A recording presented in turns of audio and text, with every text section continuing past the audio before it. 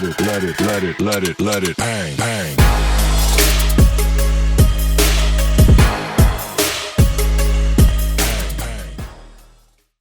Episode 8, Rolls and Rambles, here with Professor Alberto. We are currently at Hybrid MMA, so if you're ever in Central, in Hong Kong, check them out. Facilities are amazing, recently opened, everything's here for you. So, joined us again, we have Ollie, who's becoming a regular on the Rolls and Rambles. So Alberto, thank you for being on the show.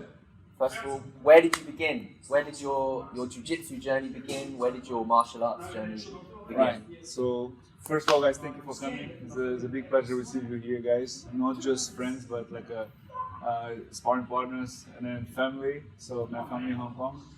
I hope not be super boring, because it's quite long. Yeah. Everything started back like when I was 5 years old or so. I was very hyperactive kid. And my parents was like they couldn't handle. So basically they're looking for help from my judo sensei. And my judo sensei and my father was living in the same neighbor, so it was very easy contact. And then in Brazil, everybody had they're aware of like how judo can be good to discipline kids. And then that was the call. So I started judo around between 5 to 6 years old, and then very shortly, and I got in the line of like this sport as well. And my father started to use this in the opposite direction, like so. When I'm going bad in the school or bad behavior or something, he take me out of the judo for a couple of days. Right. I'm like, oh no, please let me come back. Okay. So he used it in the both ways. First of all, was it like a punishment, and after he started to see I like a lot. So everything started from 5 to 6 years old in judo.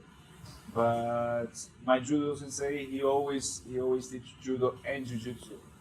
But the jiu-jitsu class always late after the judo class. And then I was just see guys scramble on the ground, which is for us in judo is a newaza. Yeah. And I just see the guys doing just newaza class or something like that. But I had no idea of what jiu-jitsu exactly means. I was just too young. But around 10, 12, he let me come to these classes, and then I try taste jiu-jitsu. So I started to feel the difference. And he always been saying, I have a natural inclination to ground fight instead a stand up. I'm a black belt judo. I enjoy a lot of takedowns. But he said since day one, I was very natural to the ground game. Ah, okay. So you still train judo now? Yeah. So you find the benefits of having judo mixed with jiu-jitsu? Yeah. I have no doubt of if I was just a regular judo practitioner, only judo, my judo could be very mediocre. And then likewise for jiu-jitsu, I could be very limited black belt jiu-jitsu though. And everybody's still in the curve of learning process and everything. Yeah. But I believe the connection between judo and jiu-jitsu for me make me more, what can I say? More aware of everything. Yeah. So when I go to a judo competitions, they concerned about my ground. When I go to a jiu-jitsu competition, they concerned about my takedown. So it's kind of help me to balance everything. So I'm very pleased with this combination, which is I believe from day one never been being separate. You know, we see a great competitors, great visual practitioners, but they're not that into takedowns or judo. Yeah. So that's a lack of attention for the game, right? So in these days, we know one advantage can change the whole thing. Imagine you start a fight already with the 2 points ahead. So that's why I give a lot of value for takedowns. Yes. So who's your jiu-jitsu coach in Brazil? Where did you begin? Who was your professor with jiu-jitsu? Yeah, so my jiu-jitsu coach is the same of the judo, my judo sensei from 5 years old. Okay. His name is Roberto Fialho. Shout out. Roberto Fialho, my coach, or in Portuguese, Roberto Fialho. Yeah, it's a bit different. So Roberto Fialho, it's long story short. He's ended up becoming like my father-in-law. Congratulations. Yeah. Later in life, after 25, 27 years beside him, he became my father-in-law. Amazing. So I married his daughter, and then she's also black belt judo. That's why I'm like so grateful for everything martial art brought me. You know what I mean? And then I suppose we met you when you came to Hong Kong. So how did the whole moving to Hong Kong transition come about? So with the It's long story. Get ready, guys. Buckle up. So yeah, I've been my whole life in Brazil, like doing major competitions for jiu-jitsu, judo, even wrestling. I think in Northeast I was the first representative of wrestling, and I competed in the trials for the Pan Ams, Rio Pan Ams 2007, and got 4th place. I have everything it's went towards martial arts my whole life. But in 2005, I felt that the challenge and the necessity to go somewhere else. I had 3 fights in Brazil. I was 3-0 in MMA.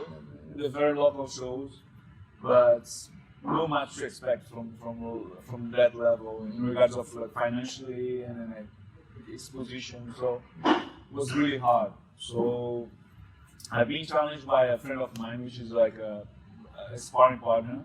Back in the day, he was quite famous. His name is Jean Silva. He fought like a Pride Bushido. He's a cage race champion. So he was my first contact, trying to help me out. And he brought me to UK. Okay. So 2005, I sold my motorbike. I sold everything I had. Take that little money, convert in pounds. Yeah. Super equivalent, like from reais to pounds is ridiculous. Yeah. I just had the ticket in my hand. Basically, I sold everything and had just the ticket. Right. Okay, let's go there. And I went to London in 2005, being based in London Street Fighters for maybe 5 years. And then the beginning was really, really tough, really rough. Like no English at all. I just had that English we learn in a high school Brazilian levels. It's really, really, really like shallow. Especially in London, like the accent and everything was playing against me. And I play like I go into a supermarket to a grocery shop or something. I pretend I'm a mute. I'm like just like a big mute. Just pointing. Make little noise, like just don't feel embarrassed because I don't know English. So I just like pretend, and they feel sorry for me. They're like, oh, discounts and things like that. Yeah, but my first 6 months of environment was just inside the gym, living on the mat, sleeping on the mat. Right. It's 24 hours in the gym. Wow. You start learning what's left, right, what's a jab, kick, just martial art like words, basically. For what that's what's good because it was an intensive like a crash course. Crash course, yeah. Cool.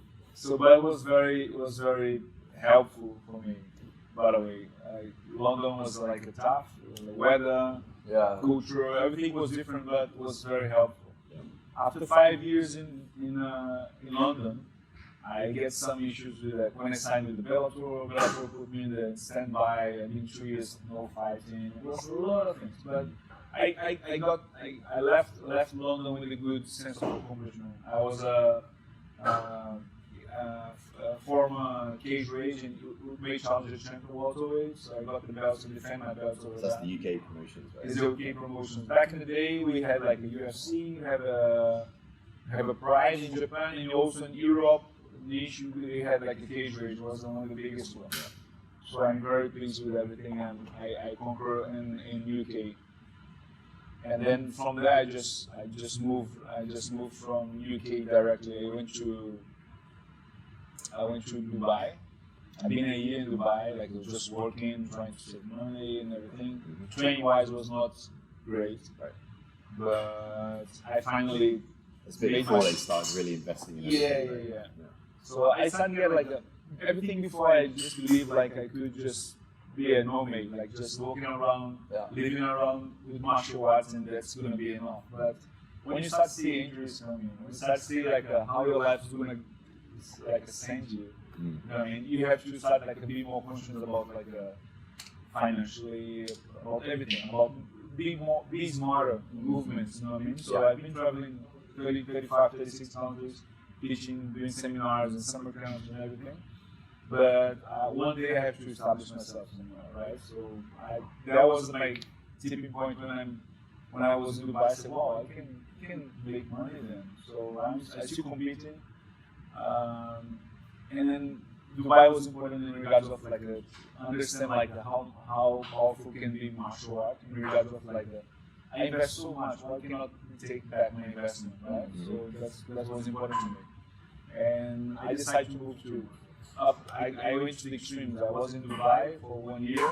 It's a very wealthy country, a lot of money, a lot of clients, a lot of PTs, important people, the family of the sheikh trained with me. People, Wow. you know what I mean? Yeah. So that was very, but at the same time, it was very artificial in a way. Like the city itself is just like It's all built, right? yeah, all built in like the biggest mall in the planet, the biggest aquarium in the planet.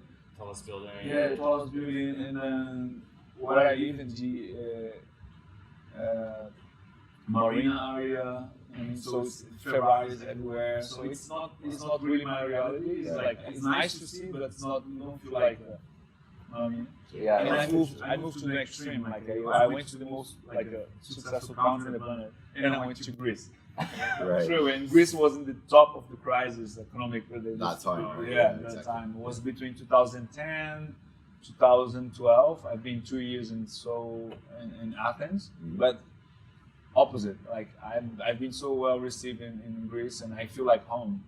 I live with a very low budget, but super happy, extremely happy. Nice. Food's amazing, people's amazing, the weather, beaches, and everything is great, fantastic. Yeah.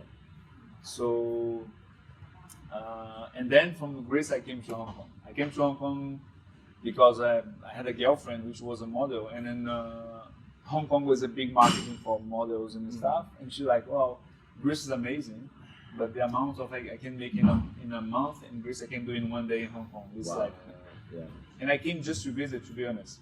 And then she's like, the Brazilian community, I believe is still small in Hong Kong in comparison with other countries. And then back in the day, she had a friend who's married with another black belt, black belt jiu-jitsu, which is Silvio Braga. Oh, okay. Silvio Braga, our beloved friend Silvio Braga. He's now in Bangkok now. Bangkok, right? Bangkok, yeah. So hi to Silvio Braga. GSF. GSF, GSF, right? GSF, Curve. yeah. Bangkok. The Curve. Curve Station, yeah, in If Bangkok. you're ever in Bangkok, check it out. Curve. GSF. Syria, yeah. And then I just, believe me, I was just like a very casual, just passing by, and they just introduced me to Silvio Braga at Epic. Ah, okay. Epic opened like for 3 or 4 months when I got here. Yeah, open March 2012, so yeah. In March, yeah, that was in June. Yeah, so 3-4 months, and then the gym was just brand new as well, like quite empty. I mean, not empty, but like the amount of students we conquer until the end was like way bigger. Yeah. And then they have one guy who was preparing to fight. It was Vuzi, the Thai, Muay Thai guy, Muay Thai Head of champion. striking, yeah. Super like skillful in striking. He was preparing to MMA fight, and I was just visiting. I have no goals, no plans in my mind, just visiting. And the guys, "Oh yeah, you fight?" Yeah, I do some. I do some fights sometimes. And then they asked me for like, "Oh, can you come this afternoon to help us in training?" I said, "Yeah, no problem." And then I came back. It was very interesting day. Yeah. Like likewise, so he's very talented, like striking wise, and I try to bring things to my environment, like to takedowns, and like people was like, "Wow," with the takedowns and everything, the cage fights. The gym was Epic back in the day was like ridiculous with the cage just in the middle of the gym. Was a lot of attention, you know. And then that was my first approach with Epic. So they make me an offer to be part-time and everything, but I was a head coach. I was head coach at Greece, and then I cannot let down Draculino. Draculino is the guy who, after I left Brazil, he adopted me. Oh, Draculino, GB, Oh. yeah. Bruce Barra. He's at Texas now in Houston. Yeah. Yeah, and then like he literally just adopted me because my coach is more towards judo, and once he gave me the black belt, I said, "All right, I cannot help you anymore. Just take it. I mean, go chase, go grow somewhere. Yeah. You know, the city, my town is too small for you, so go ahead." So he's very humble, very, very honest on his thoughts. So Draculino adopted me basically. So when I came to Greece, he gave me the whole support, and then I've been looking after some summer camps and stuff in Europe under Draculino's flag, which is until today on my IBJJF credentials is under Draculino to my team. I have my own team in Brazil. It's a Mina Dojo. You're in Brazil? Mina Dojo, Paraíba. Paraíba. Yeah. So, but I'm very I'm proudly represent Draculino Greece Barra Greece in Athens, and then after that first meeting we had at Epic. They make me an offer. I have to come back to Greece, stay a couple of months, and then after we came with a common ground between me and Epic, and I came back. That was August 2012 when I came back for good. And from 2012 to 2016, I've been proudly training and teaching at Epic MMA.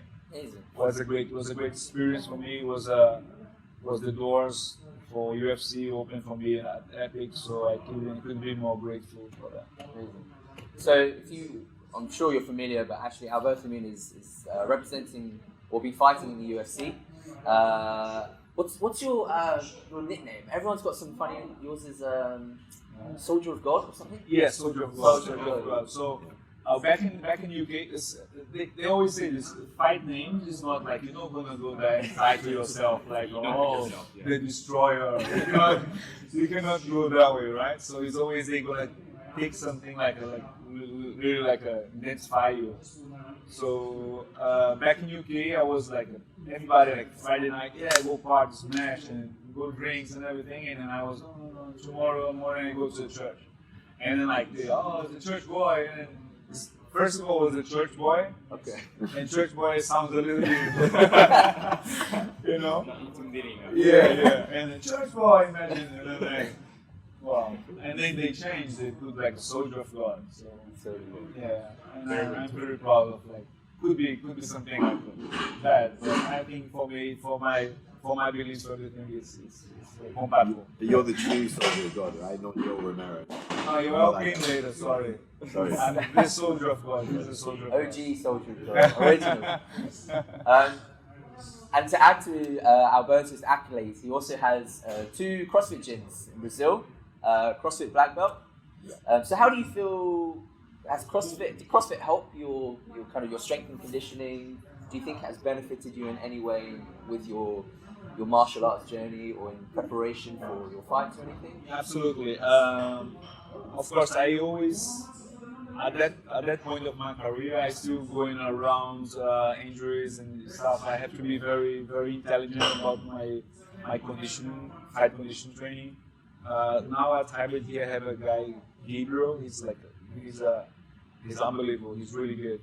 But back in the day when I started have a little taste of what's CrossFit, was back in UK already, and then I really like this the intensity of the training, and then the mental aspect of fight against the clock, fight against the reps. I mean, go there and then chase your PR, your personal record, go further. For me, it's very close to martial art mentality as well, in regards of competition. So you have a martial art but you have a competition aspect. Really, the toughness is very important. So I truly believe CrossFit was a big ad at that point for me, and then I started falling in love for the community. Yeah. It's unbelievable how you train CrossFit here and you just take a flight, go to Japan, and someone's going to receive you really well. It reminds me the true and the real martial art. Yeah, very similar. Very similar. So that's made me fall in love for CrossFit and invest myself with a lot of courses. I teach CrossFit in Hong Kong before. Actually, the CrossFit Black Belts, they started in Hong Kong. They started hosting the name under Epic MMA. The affiliation name was a CrossFit Black Belt here. And then when Epic is closed, my name is still under my name. I was the one who signed the affiliation. Yeah. So I want to keep that spirit, that vibe, you know. So I brought to Brazil, and we're very successful right now. Yeah. We had like two massive gyms, like in regards of space. Of course, Hong Kong everything looks big. Yeah. If you compare with this space, Brazil is like we very decent size in Brazil. It's huge actually, and then you have like 600 plus students. Wow. 10 classes per day. Wow. We're very happy with what we're doing in Brazil. Where in Brazil? Is that? That's in Paraíba as well. It's northeast Paraíba, which is my hometown, Campina Grande. Ah, okay. And actually, we're very blessed because at Shanghai BJJ, where we train, we also have Alberto come and kind of help us, structure the class. So actually, we're very lucky to roll with this guy here, and his nogi game is solid. Beyond solid. So what's like the future? What's in the pipeline? What have you got going? Yeah, so everybody really expected like see me more and fight more in UFC and everything, and I appreciate that. But as I said, in the martial art line, you cannot just look for the moment right now, right? So it's like if you check the translation for judo and for jiu-jitsu, it's a gentle way, the gentle art. The gentle way is in the way is a whole thing. You're born until you die, so I have a long way to go. It's absolutely like fight is my passion. It's what I love to do. However, I also love to judo. You guys know how much I'm committed, how much I love to do. Yeah, you really give everything. How I like to share. I like to share. It's despite this, if it's going to be a huge seminar, if it's just going to be 2 or 3 friends after training, I don't really care. I just want to share. Yeah. You know, it's not. I cannot see everything as a commercial thing. To get advantage of it financially. You know. So I feel the same about UFC. I know it looks like a anti-promotion what I'm doing right now for myself, but my goal is to keep fighting. I cannot, definitely with the amount of projects I'm around hybrid in Hong Kong, black belt CrossFit in Brazil, charity programs in Brazil, so I cannot be fight 3-4 times a year. That's not gonna happen. Right? I'm very honest, that's not gonna happen. But ideally I'm gonna be fight 1-2 per year, keep pushing my boundaries like up, and then I want to fight, as I said the other day, I want to fight in 2 or 3 different divisions. I'm moving from welterweight to middleweight to light heavyweight, just to test myself. Yeah. These days, UFC became like a very commercial and very different from when I came in. I was like a kind of a frustrated judo practitioner because I never reached good standards to be like an Olympics. For a judo guy, the main goal is the road up is the Olympics. Yeah. That's the peak. But to get in the Brazilian national team is like To get the Brazilian super national team high. is ridiculous. Yeah, Brazilian judo team. It's the biggest amount of medals in Brazil from Olympics coming from judo. Wow. Yeah. We have a volleyball, we have a football, we have everything. We All these have some guys things. in NBA. More than Yeah, it's football. cool. Yeah. Wow. But more than football. More than Portuguese football just well. So. Wow. Yeah, it's not that necessarily represent like a success, but Yeah. Brazil just got the gold medal at the last Olympics. Yeah. The whole story.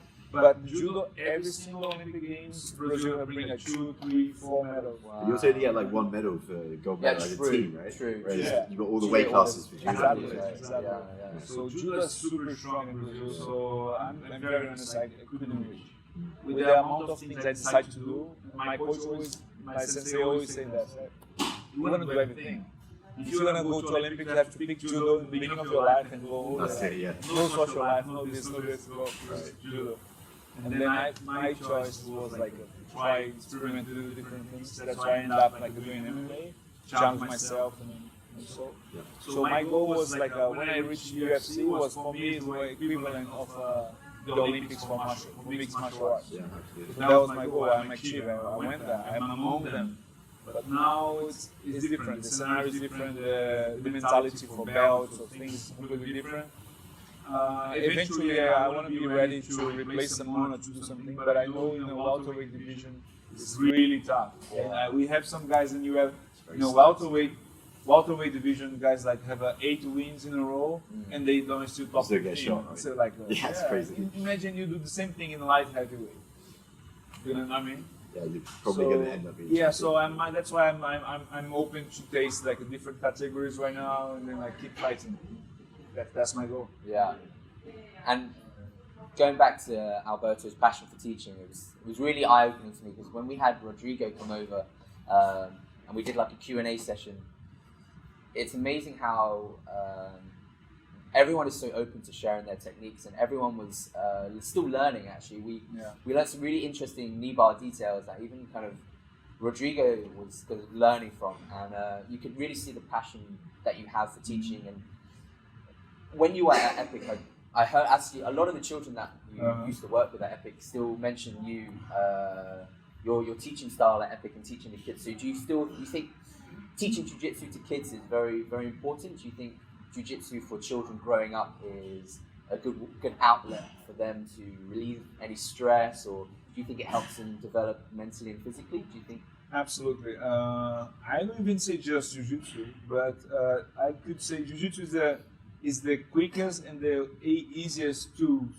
to work martial arts for kids. You know what I mean?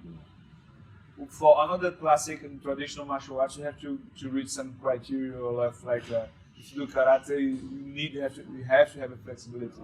Taekwondo, you have to be flexible. Time takes time to build up those things. But jiu-jitsu is such a democratical sport. Like I'm super stiff. Right. People don't believe, but I'm super stiff. You know what I mean? And then some people are strong, some people body weights, body shape is different, but jiu-jitsu accepts everybody. Jiu-jitsu just hug everybody and say, all right, you can do it, you can make it. And for kids, it's like a very, very special tool. We see like a good example, like from the US, for example, now, jiu-jitsu for kids is like packed everywhere. Levels growing ridiculous, and like when you guys competition-wise. But the main thing is like the anti-bullying programs, you know what I mean? How building confidence in kids. Imagine Hong Kong, imagine a place like Hong Kong. Yeah. So much pressure from day one, even with little kids doing like interviews in the schools. Yeah, exactly. That blew my mind when I heard the first time. So every single class I had the opportunity to teach kids, which is like I learn a lot. I might learn more than I teach, to be honest.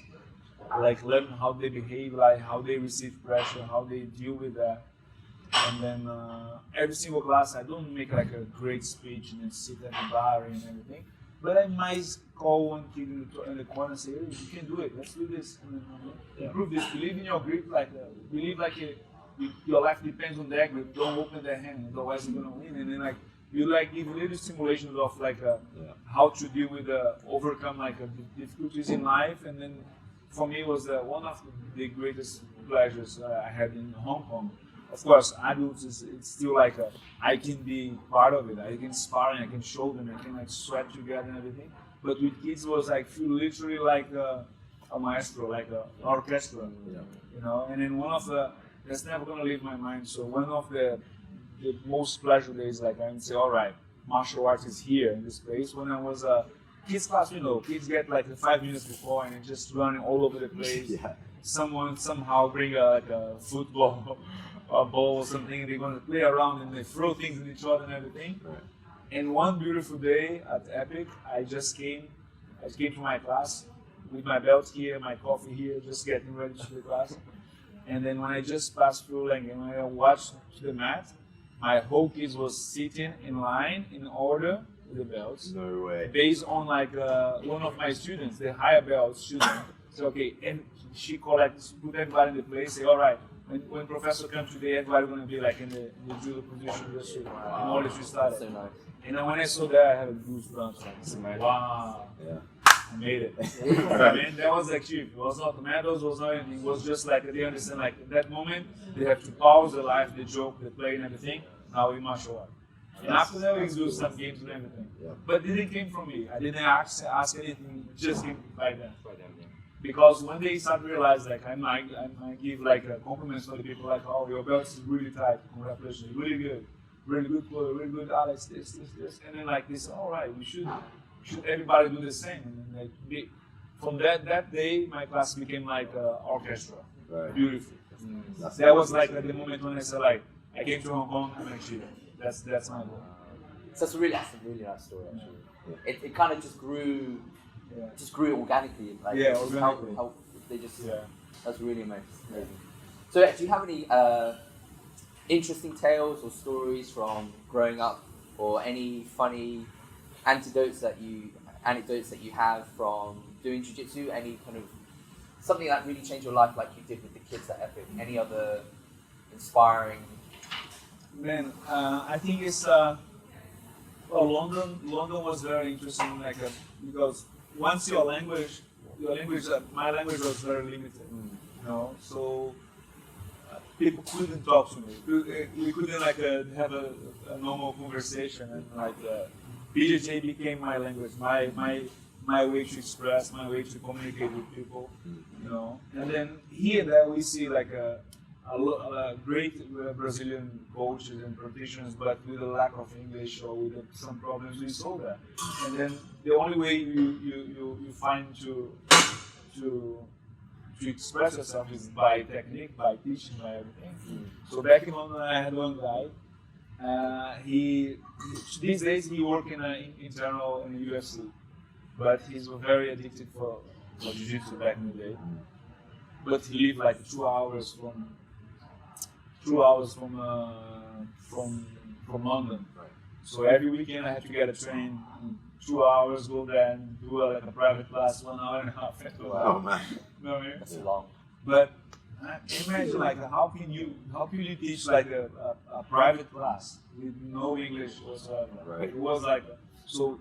Back in the day, we don't have no Jordan internet. Pictures, you're like, this is the We have no internet. We don't have like a translator. We don't have anything. Yeah. So at least we work with a dictionary like that big under my arm. And the map, like when you unfold the map is that big. You know, so it was crazy. Crazy. So, but my whole way down to teach that class was like try to put like a sentence together to try to explain the thing. Yeah. Wow. So that helped me on my jiu-jitsu, that helped in my English as well, you know. So it is this kind of thing repeat in different countries. Right?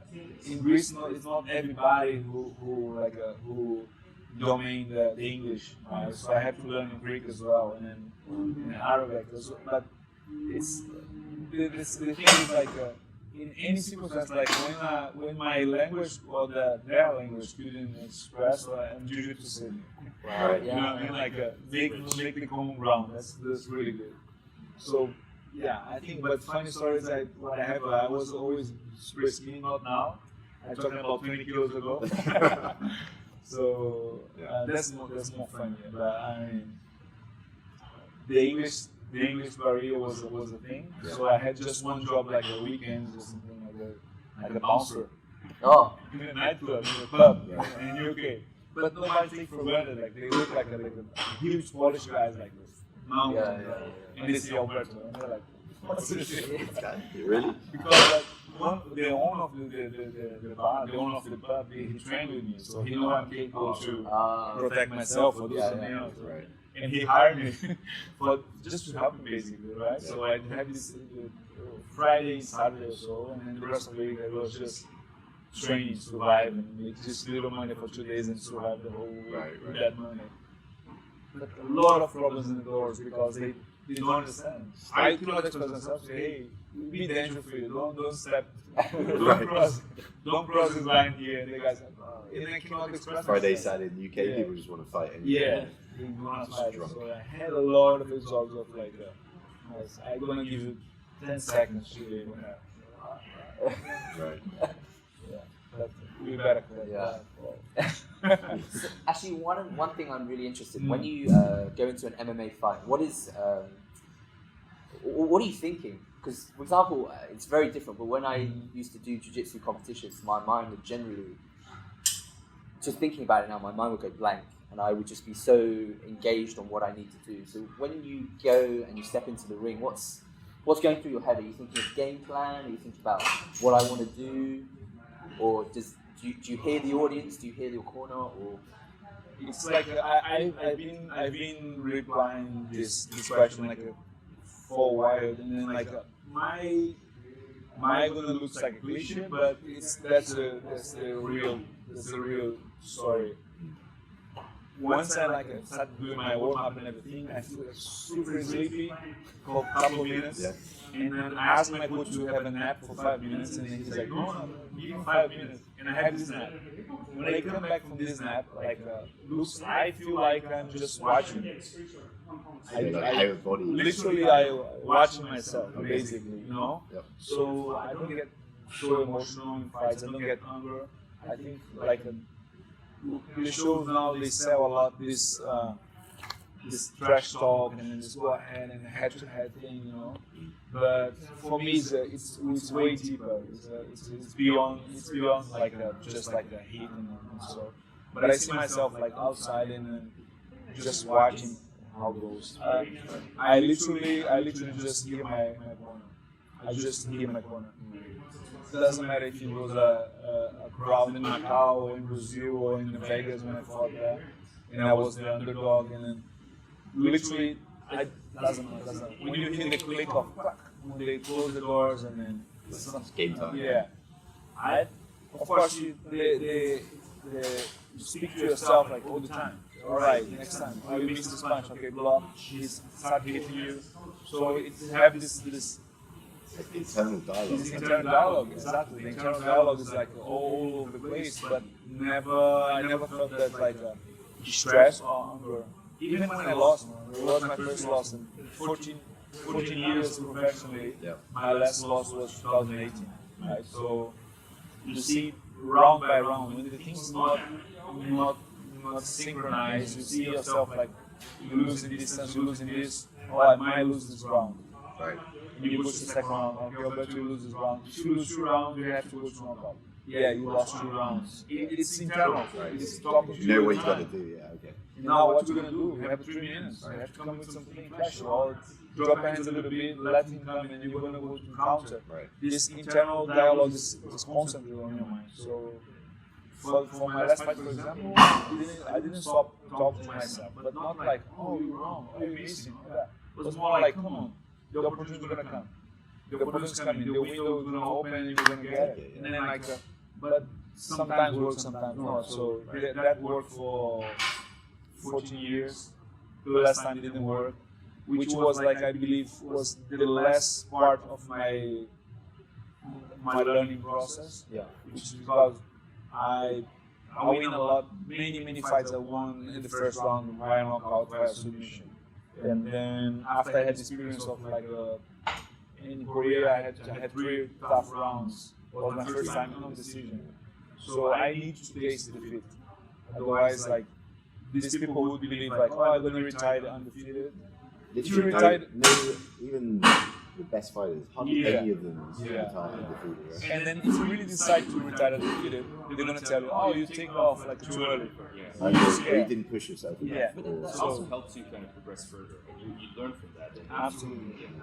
Absolutely. So I believe I'm way light on my shoulders right now. Before there's a lot of The pressure. monkey's on your back, right? Even because even the promo is always basic. We're talking about this last Thursday after the training at Logi, Shanghai BJJ. Everything is based on the stats right now, statistics. So the biggest rate of takedowns in the first round. They bring numbers like they bring in basketball and baseball and everything. They just bring this random yeah. The top 3 knockouts in the Thursdays, right? You know what I mean? So they bring a lot of this, and this become part of the fight right now. So you see, sometimes you see 2 great fighters, but they not commit 100% because they start talking a lot. And the people I want to interview, maintain whatever stats they built up, right? Yeah, oh, his rate of the defense takedowns is... I throw the most strikes per minute.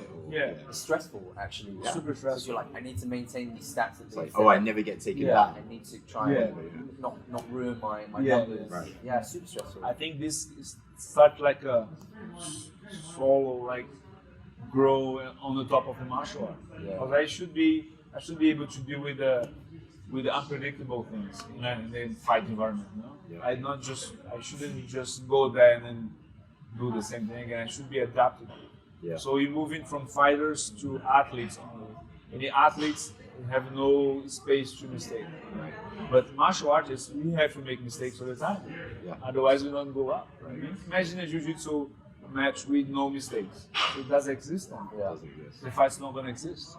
So it's been the sport's been changing. I try to keep solid on my role in regards of like what I believe. I might not gonna be like the most popular fighter to promote and everything in Brazil, but for that people closer to me, like my kids, the kids around the mat, my friends, they really know I try to be honest with my thoughts. When I'm ready to fight, I'm ready to fight. If I'm not ready, I don't go. At the moment right now, we have, I could say 50-50 chance of I get into the card of Shenzhen, which I love to do again, because fighting in Asia for me is very special. Time for you, right? For me, I felt it's quite hard to say that, but I felt the fights I did like 3 fights in Asia, in Asia cards, and then I feel at home. I literally feel like good energy, good vibe at home. I had a dream to fight in Brazil for my whole life. Because when I left in 2005, it's basically MMA was like a criminal thing. Like people was very under the radar. Yeah. I mean, it's very negative. Yeah. My family was like, "Wow, we give you education, everything, and you become an MMA fighter." Yeah. It was a really. I mean, today MMA fighters in Brazil are heroes. So when I say, "Oh yeah, finally I'm gonna fight in Brazil," but I didn't feel as much as good I thought in Asia. Right. So that's why I'm really looking forward to, if it's possible, fight in Shenzhen. If it's not, be humble, be understanding. Like I have to work more, have to They're train going more. to always be more time. pushing more and more stuff in Asia as well. Yeah, right? yeah. They're So- investing quite a lot Yeah, here. that's a lot now. They just opened the Performance Institute in Shanghai, Yeah. It looks and amazing. it looks fantastic. Yeah. Yeah, so I'm looking forward to not just fight myself, but also help the local fighters as well. Yeah, we have some new prospects coming up. And, we train here at Hybrid. We have Sasha as well, who just won like a middleweight title in Korea, which was really good.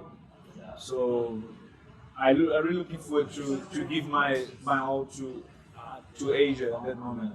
When I left here, I left before Epic's closed. I left in good terms. I left to go to California and pursue my training and my fight career. But I always felt that sense of like I have a unsolved business in Hong Kong. I have to come back and give more. That's why I'm back here. What is the story with the hat, by the way? Oh, by the way, yes, hat. So You see in Alberto's is it walkout, pre? right? Yeah, walkout. You have like a straw hat. yeah. So that hat is very traditional for the. It's a cowboy hat for my area. Like have a ceremony walking in his cowboy hat. Yeah. So that one is a very particular for my area in Brazil because the vegetation is a very dry. So trees just like super dry with the spikes and everything. So the cowboys, let's call the cowboys on that area, they use a very thick like a leather. Even the horse itself have a leather like armor, Okay. and that hat is the top of that whole armor thing. Right. So and then the hat have a little like a folded up here because like when you run the horse and the trees is passing through and you like protecting. Yeah. You know what I mean? So it's a very particular hat. And then it's just a way to represent. And then Brazil can be very xenophobic, like regards, if you're not from São Paulo or Rio, people like, oh, it's a redneck, Right. something like that. But I'm really proud of where I'm from, I have a great friends from São Paulo, from Rio. Rodrigo, for example, he never saw me differently. Right. Rodrigo always, like, when I came to Hong Kong, he received me as a son.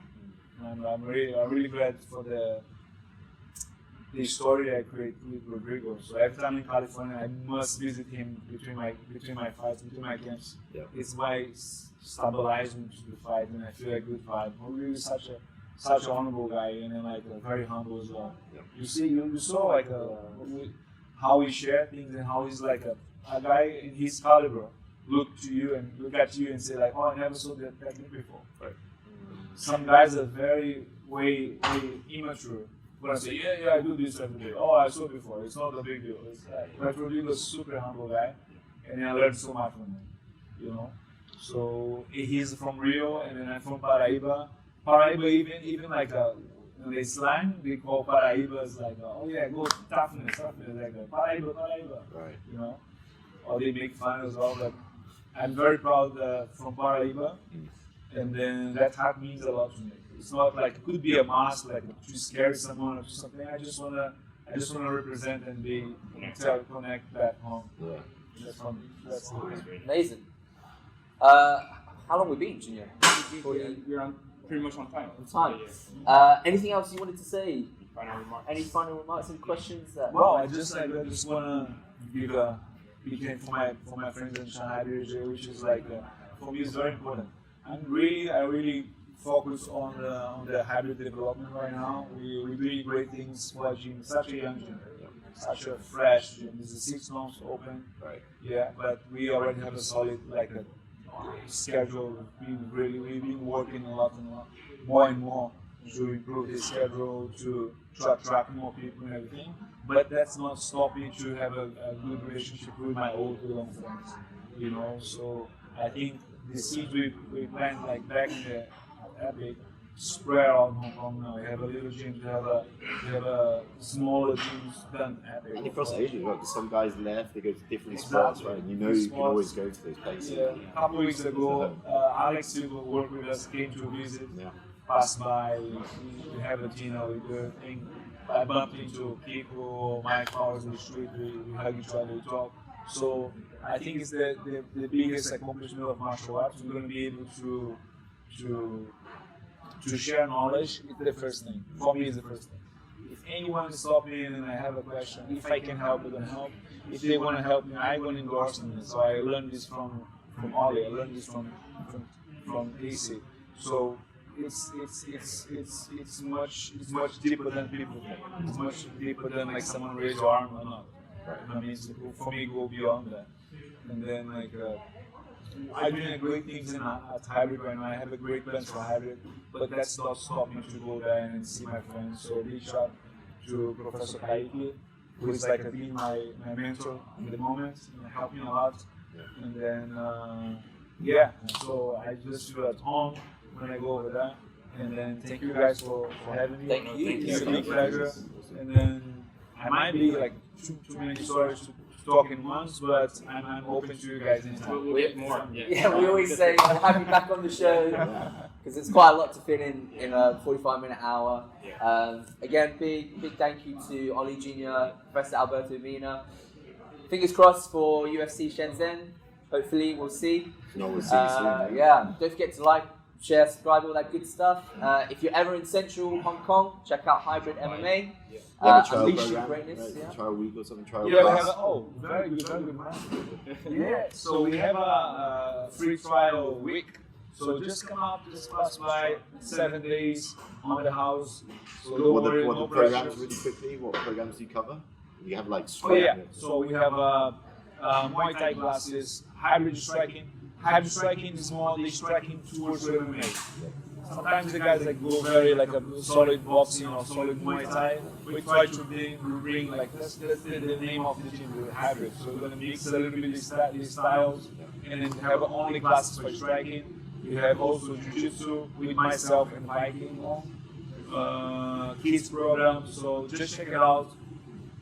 We are in the entertainment building, 4th floor. So everybody's more than welcome. Despite the flag or anything, I live in your house as well. Yeah, super new. All the facilities are here. Give it a try. Check it out.